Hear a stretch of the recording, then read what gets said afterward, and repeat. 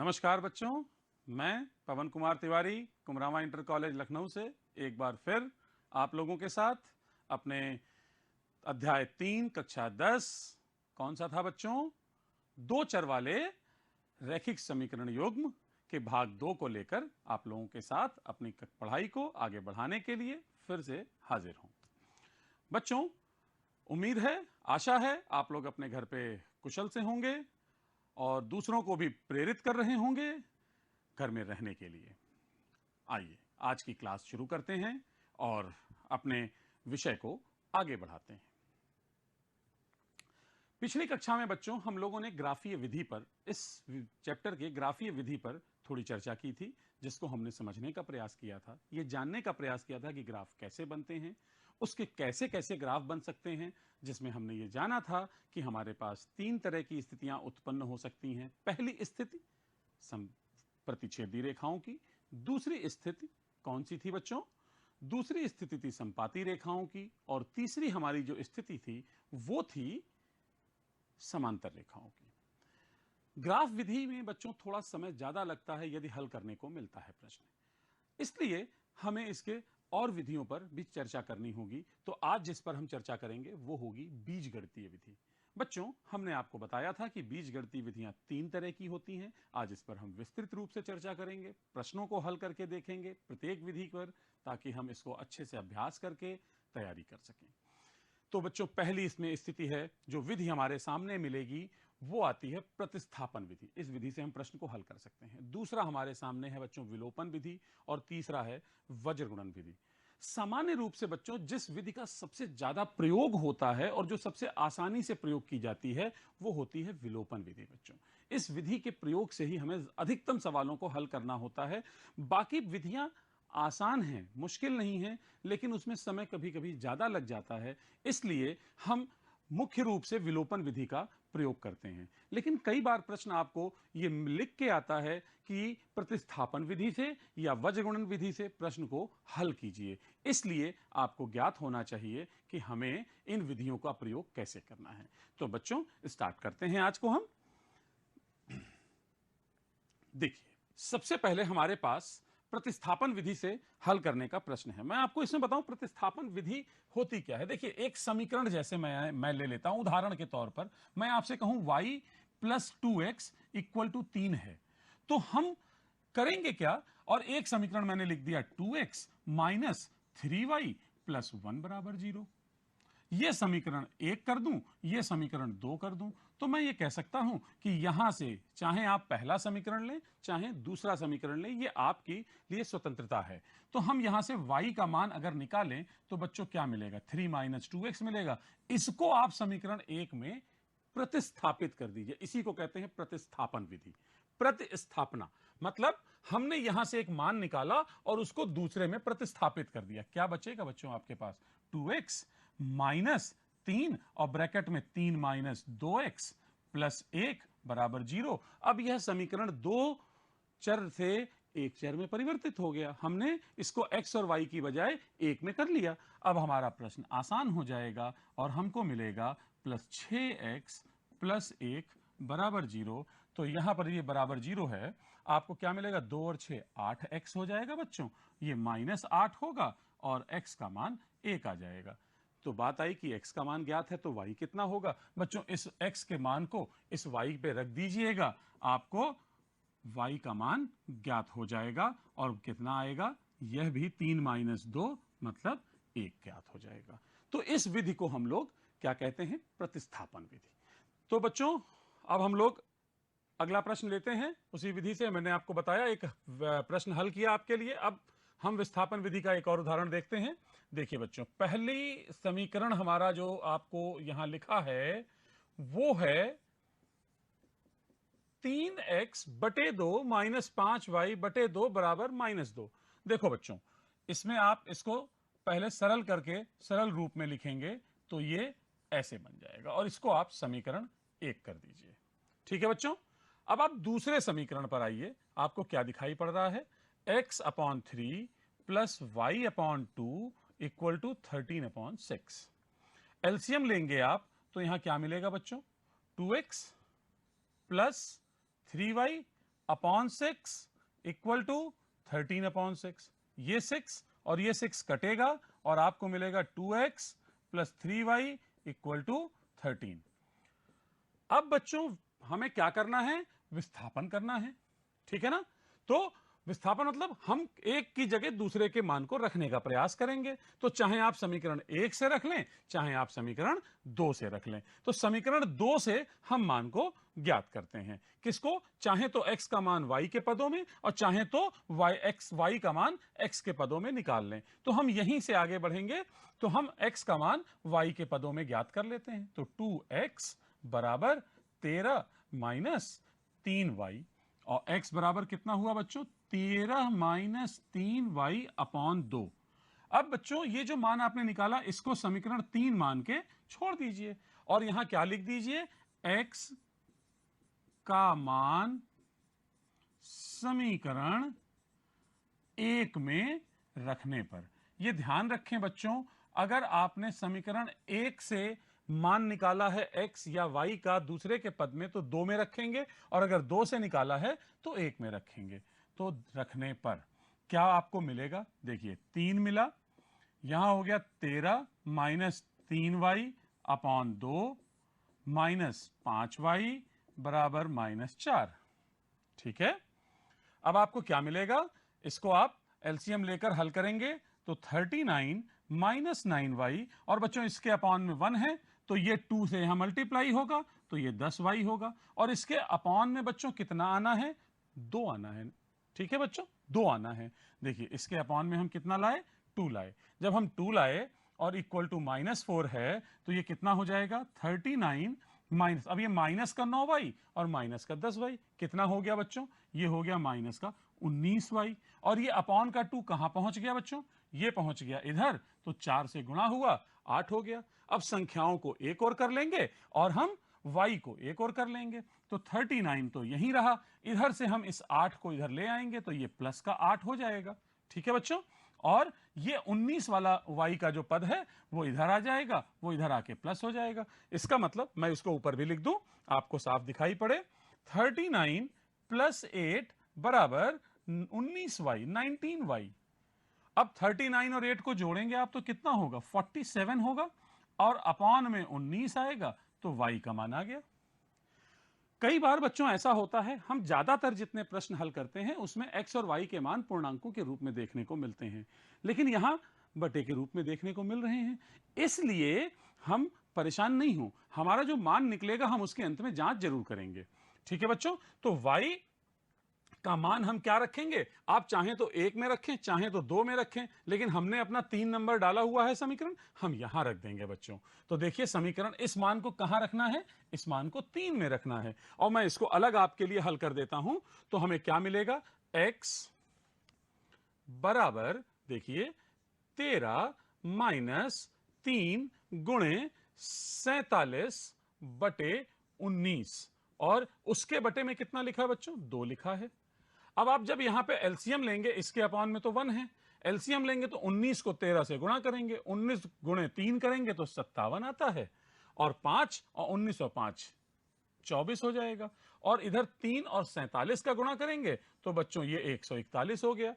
ठीक है, अपनी कैलकुलेशन को भी बच्चों आसान करते चलिए, बहुत आसानी से। देखिए 3 और 47 हमको तो गुणा करके देखना पड़ेगा, आप चाहें तो यहां यह भी कह सकते हैं कि इसके निकटतम संख्या 50 है, 50 इंटू 3 करिए, कितना होता है? 150 होता है, और ये कितना कम है 3 50 से? तो 3 कम है, 3 इंटू 3 9 हुआ, 150 में 9 कम 141 प्राप्त हो गया। आपकी कैलकुलेशन भी आसान हो गई। ठीक है, अब आप 247 में 141 को घटाएंगे तो देखिए बच्चों 247 141, 141 में 100 जोड़ो, कितना हुआ? 241, और 6 ज्यादा है तो कितना आ जाएगा? 106, और बटे में 2 गुणे 19। ठीक है बच्चों, अब इस 2 से हम इसको काट देंगे तो आपका मान कितना आ जाएगा? 53/19, 53 बटे 19। तो अंत में आप क्या लिखेंगे? अतः, आप लिख दें अतः। उत्तर क्या आएगा बच्चों? x बराबर 53/19 और y बराबर 47/19। यहां पे प्राप्त होने वाला उत्तर बच्चों थोड़ा सा अलग प्रकार का है। लेकिन अब आपको अगर ये लगे कि हमने गलत किया है, परीक्षा में कई बार हमें ये आभास होगा कि हमारा उत्तर गलत हो गया, तो आप इन दोनों मानों को इन समीकरणों में रख के जांच सकते हैं। हालांकि प्रश्न बोर्ड परीक्षा में इस तरह के कम आते हैं, परंतु संभावनाएं प्रत्येक प्रकार की होती हैं। तो आइए बच्चों, अब हम अपनी अगली विधि को देखते हैं। देखिए बच्चों, विलोपन विधि क्या कहती है? विलोपन विधि क्या कहती है, मैं इसको पहले आपको समझाता हूं। अगर हमने a1x plus b1y plus c1 बराबर 0 लिया और a2x plus b2y plus c2 बराबर 0 लिया, ठीक है बच्चों, तो आप ये निर्धारित करें कि हम किसको विलोपित करना चाहते हैं। अगर x को हटाना चाहते हैं कि y को हटाना चाहते हैं, जिसको भी आप कैंसिल करना चाहते हैं, विलोपित इलिमिनेट करना चाहते हैं, उसके गुणांक से, उस चर राशि के गुणांक से पहले समीकरण के गुणांक से दूसरे को और दूसरे समीकरण के गुणांक से पहले को गुणा करना है। अब मैं आपको प्रश्न में हल करके दिखाऊंगा। जैसे पहले तो हम प्रश्न को लिखेंगे, x plus 2y upon 2 plus 2y upon 3 equal to -1, और एलसीएम लेंगे तो ये मिलेगा 3x plus 4y equal to -6। ये हमारा समीकरण 1 है। दूसरा समीकरण है बच्चों x minus y upon 3 equal to 3, और इसके अपॉन में 1 है, तो ये आपको मिलेगा 3x minus Y equal to 9। अब यहां से बच्चों हम ये निर्धारित करेंगे कि हमें किस चर राशि को इलिमिनेट करना है, विलोपित करना है। जैसे हमने ये कहा कि हम y को क्या करना चाहते हैं, विलोपित करना चाहते हैं। तो बच्चों समीकरण 1 में आप देखें y का गुणांक कितना है, 4, और समीकरण 2 में y का गुणांक कितना है, 1। कितना है, 1।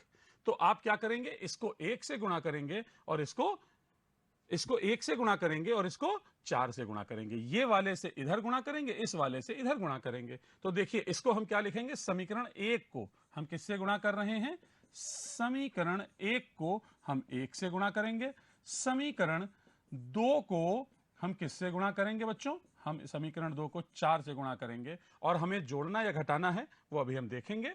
तो इसको 4 से गुणा कर दीजिए बच्चों, कितना मिलेगा, 1 से करेंगे तो ये मिलेगा, आप देखिए पहला वाला तो 1 से करना, दूसरा वाला 4 से, तो क्या मिलेगा, पहला समीकरण उसी प्रकार से बना रहेगा, और दूसरे को जब आप गुणा करेंगे 4 से तो ये कितना हो जाएगा, 12 माइनस 4 बराबर 36। अब देखिए y के गुणांक बराबर हैं और चिन्ह को ध्यान दें, यदि चिन्ह आपके विपरीत हैं तो जोड़ दीजिए, और अगर समान हैं तो घटा दीजिए। घटाते समय नीचे वाले समीकरण के चिन्ह बदलना आप जानते हैं, लेकिन यहां ये असमान है तो सीधे जोड़ दिया, ये कट जाएगा, आपको मिलेगा 15x, और इधर मिलेगा, क्योंकि ये माइनस में ये प्लस में तो ये घटेंगे, और आपको मिलेगा 30। तो x का मान कितना हो जाएगा बच्चों, 30 अपॉन 15 मतलब 2। अब आप y का मान, x का मान समीकरण 1 में या 2 में कहीं भी लिख सकते हैं, तो हम कह देते हैं x बराबर 2 समीकरण 1 में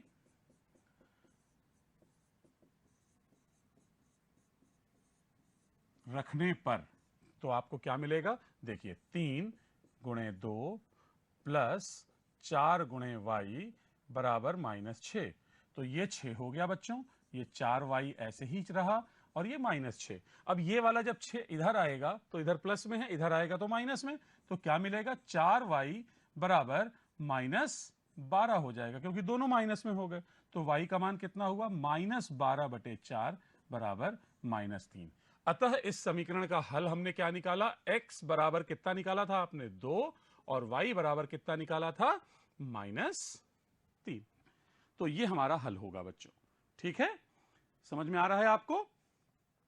इसके उपरांत बच्चों हमें ये दूसरी विधि थी, इस विधि का प्रयोग सबसे ज्यादा हम लोग प्रश्नों में करेंगे, लेकिन इसके बाद वाली जो विधि है बच्चों वो बहुत महत्वपूर्ण है, और उसको ध्यान जरूर दीजिए, क्योंकि उसमें थोड़ा हमें समझने की आवश्यकता है, हम कैसे प्रश्नों को हल करेंगे। तो पहले विधि को रखने का और समझने का प्रयास, उसके पश्चात हम उस पर प्रश्न आपके साथ हल करेंगे। देखिए मैं आपको बताऊं कि हमारे पास जब समीकरण ऐसे दिया जाता है a1x plus b1y plus c1 बराबर 0, और दूसरा समीकरण देते हैं a2x plus b2y plus c2 बराबर 0, बच्चों यहां एक बात ध्यान जरूर रखिएगा, यदि बोर्ड परीक्षा में आप वज्र गुणन विधि से प्रश्न को हल करने जा रहे हैं तो कई बार ऐसा होगा कि जो ये अचर पद होता है वो बराबर के चिन्ह के दूसरी तरफ दिया जाता है।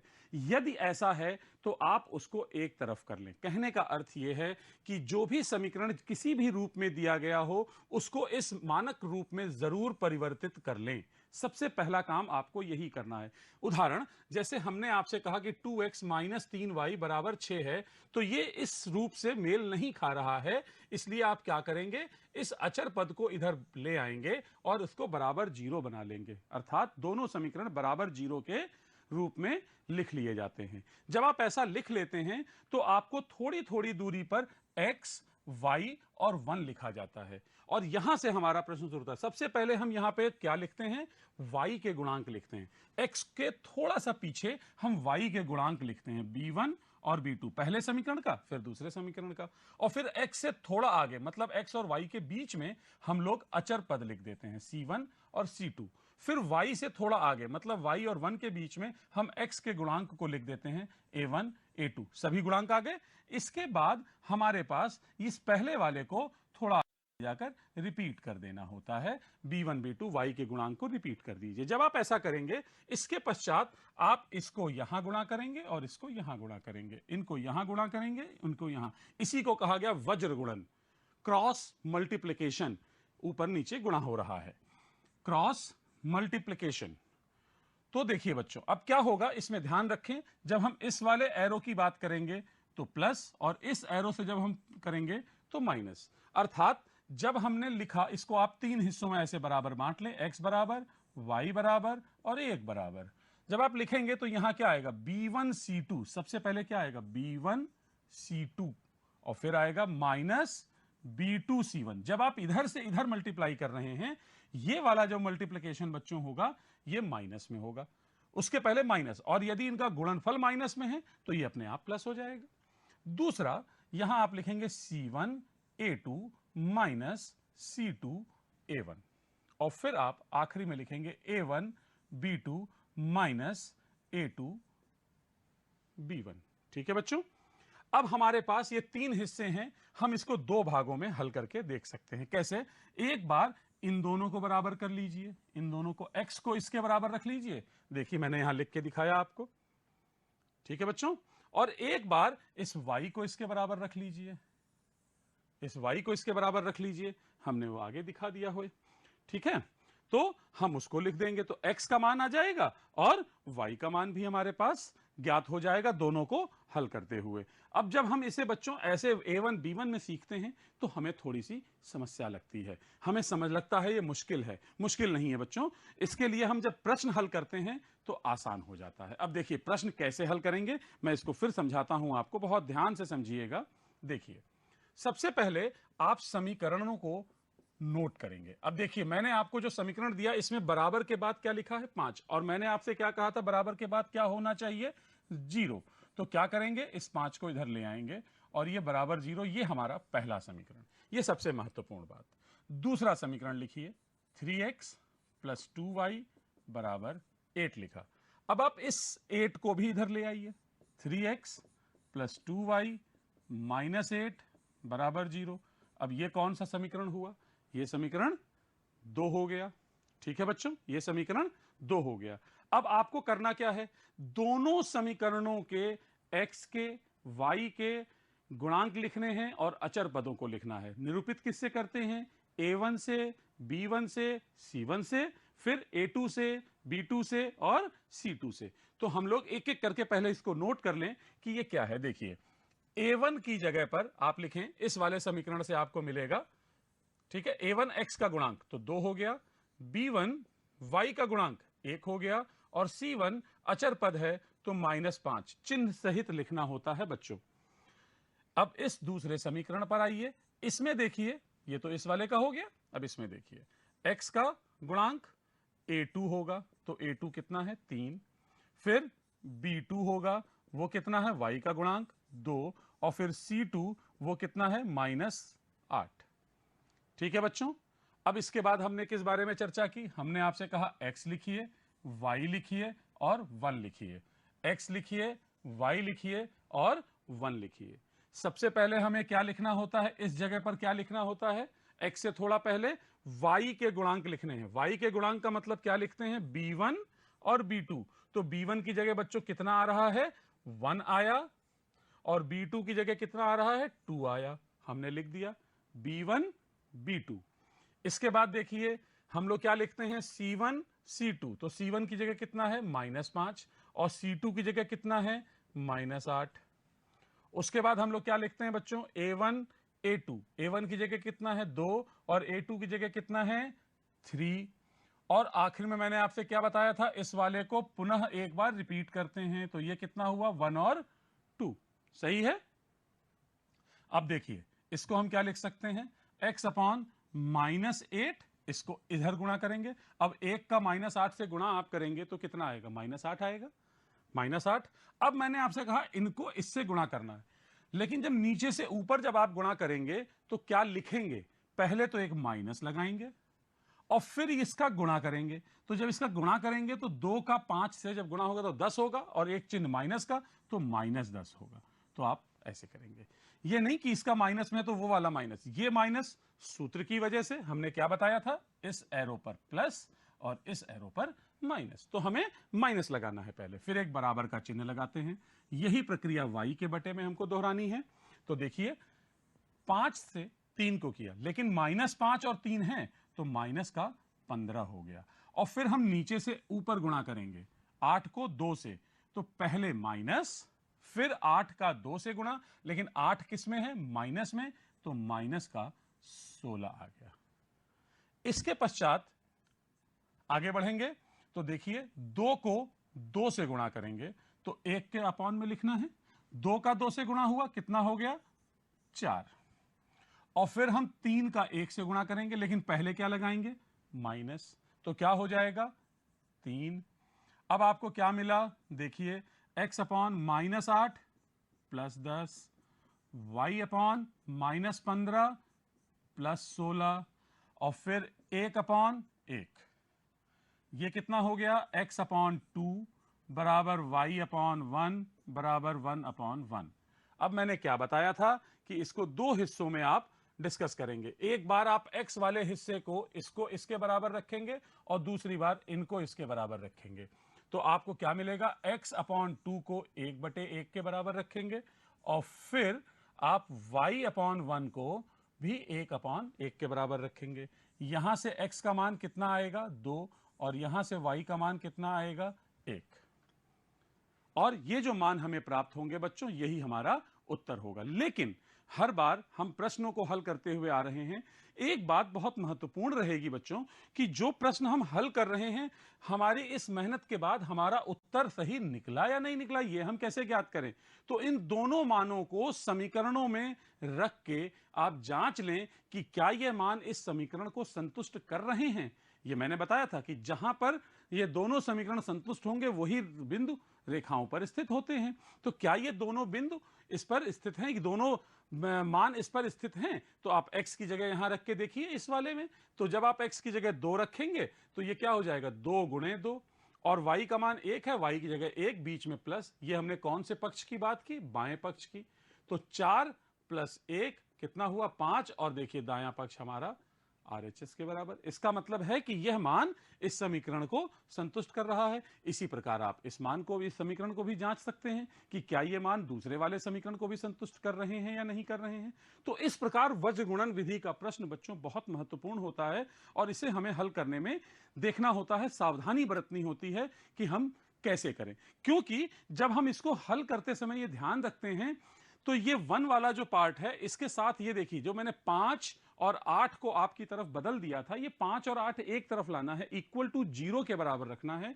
ये बहुत महत्वपूर्ण होता है बच्चों। और इसमें कई बार ऐसा होता है कि परीक्षा में जब प्रश्न दिया जाता है तो एक समीकरण में ये अचर पद तो बराबर के दूसरी तरफ होगा, लेकिन दूसरे समीकरण में बराबर के बाईं तरफ कर दिया जाता है, और आप उसमें जल्दबाजी में ये गलती करते हैं। इसलिए जल्दबाजी बिल्कुल नहीं करनी है, क्योंकि जल्दबाजी में ही आपसे गलतियां होंगी। ठीक है, दुर्घटना से देर भली होती है। अपनी स्पीड को मेंटेन रखेंगे तो प्रश्न कभी गलत नहीं होंगे, इसलिए अपनी स्पीड को शुरू से अभ्यास करके इस चीजों को सही करें, ताकि बोर्ड परीक्षा के समय पर आप बिल्कुल भी पैनिक ना हो। उस समय आपको सब कुछ अपने पहले जैसा ही लगे कि हम सामान्य रूप से जैसे पढ़ते हैं वैसे ही मुझे प्रश्न मिल रहे हैं, और हम अपने आप को बहुत ही कन्वीनियंट और कंफर्टेबल फील करेंगे। बच्चों, एक बात यहां पे मैं जरूर कहना चाहूंगा, जैसे हमने बच्चों यहां एक बात डिस्कस की थी और आपसे कहा कि x का मान कितना होगा, तो देखिए हमने यहां निकाला था x का मान b1c2 minus b2c1 upon a1b2 minus a2b1। ये ध्यान रखिए कि ये वाला मान जो है वो कभी भी जीरो के बराबर नहीं होना चाहिए। a1b2 माइनस a2b1 जीरो नहीं होना चाहिए। मैं कुछ याद दिलाना चाहूंगा आपको, और यदि ये जीरो नहीं होगा, इसका मतलब हम कहना क्या चाह रहे हैं कि a1b2 माइनस b2a1 जीरो ना हो, तभी तो हल होगा, क्योंकि अपॉन में जीरो आने का मतलब अपरिभाषित। तो इसका मतलब कि a1b2 is not equal to b2a1। जरा a1 वाले पद एक तरफ कर लीजिए, तो आपको क्या मिलेगा, क्या मिलेगा आपको, a2b1 a2b1 a2b1। तो क्या मिलेगा आपको, देखिए इधर ले आइए, तो यहां आपको मिलेगा a1 upon a2 not equal to b1 upon b2। ध्यान दीजिए कौन सा समीकरण था ये, कौन सी प्रतिबंध की बात हमने कर दी, अद्वितीय हल की हमने बात कर दी। तो अद्वितीय हल के लिए क्या आवश्यक हमने बताया था आपको यहां पर कि a1 upon a2 not equal to b1 upon b2, तभी अद्वितीय हल होंगे। तो वो यहां से हम इसको सिद्ध भी करके समझ सकते हैं। और हमने प्रश्न अपना हल करके देखा बच्चों, वज्रगुणन विधि। तो हमने आज 3 विधियों का यहां पे सीखने का प्रयास किया। अब हम लोग जो अगले भाग में बच्चों आपसे मिलेंगे, अगली कक्षा में जब हम लोग मिलेंगे, तो हम लोग अभी तक हमने जितना पढ़ा है इसके संबंध में हम लोग और भी कुछ अलग तरह के प्रश्नों को और इनका एक रिवीजन के तौर पर करते हुए प्रश्नों को हल करेंगे, और हम जानेंगे कि और कितने तरह के प्रश्न बोर्ड परीक्षाओं में आते हैं। तो बच्चों, तब तक के लिए हम फिर आपसे अनुरोध करेंगे, आप लोग अपने घरों में रहेंगे, अपनी पढ़ाई करेंगे, और आप लोग सेटिस्फाई करेंगे अपने आसपास के सभी लोगों को कि ये महत्वपूर्ण है, ये समय मुश्किल का है, और हमको घरों में रहना है, दूसरों को भी जागरूक करना है। और मैंने आप लोगों से एक बात कही थी पिछली बार भी, और आज फिर कह रहा हूं कि अपने अपने मोबाइल फोन्स में, जिनके पास भी एंड्रॉइड फोन्स हैं, वो सभी लोग आरोग्य सेतु ऐप जरूर जरूर जरूर डाउनलोड करें, इंस्टॉल करें, क्योंकि ये बहुत ही आवश्यक है हमको कोरोना से लड़ने के लिए, क्योंकि यही हमको बचाएगा। हमें सोशल डिस्टेंसिंग मेंटेन करनी है। तो आप लोग अपनी मेहनत और अपना जज्बा बनाए रखिए, हम आपके साथ हैं, और आपके लिए ऐसे ही आगे और लेक्चर लेकर आते रहेंगे, और आपकी पढ़ाई निर्बाध रूप से आगे बढ़ती रहेगी। और हम आशा करते हैं कि इस बीमारी के बाद जब हम लोग फिर से अपनी परीक्षाओं में कूदेंगे तो बहुत अच्छा करेंगे और बहुत बढ़िया परिणाम लेकर आएंगे, क्योंकि परेशानियों से ही आगे निकलने का जज्बा हमें चुनौतियों को स्वीकार करने का साहस देता है, और उसके बाद ही हमें विजय प्राप्त होती है। तब तक के लिए बच्चों, धन्यवाद।